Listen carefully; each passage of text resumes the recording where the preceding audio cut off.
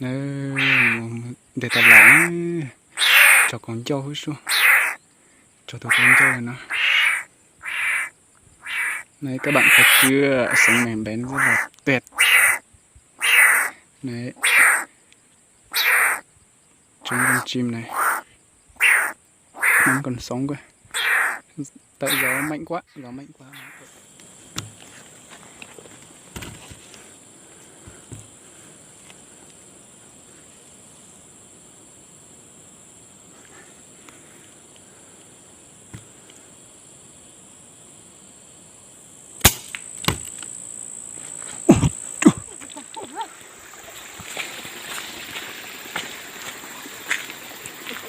Đây, nó này, tôi chỗ đó bóng khoảng nó nữa, vậy hầu nữa,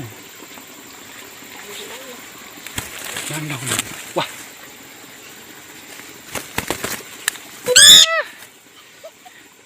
chết tụi ní mò luôn không,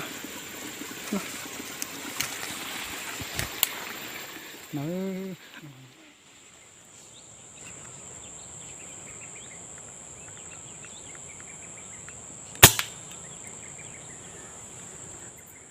này bóng cho con nó đấy này, em một cái đó nó giải đen này, cho con nó.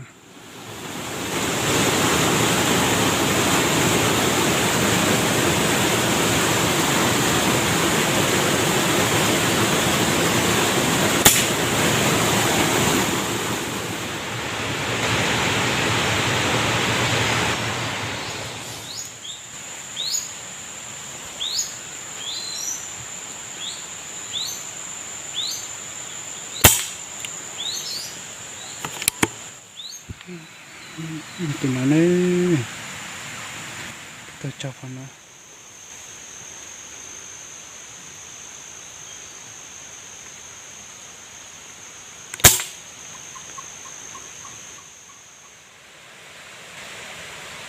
Tôi một tàu vào nữa.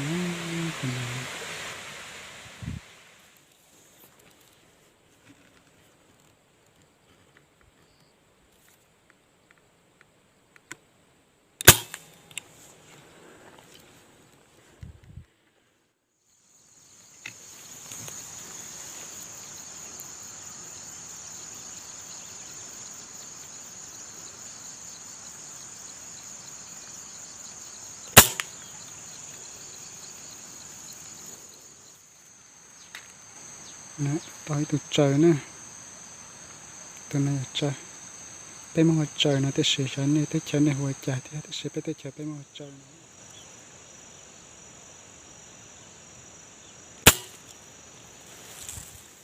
Đi từ trời nữa, đi từ trời.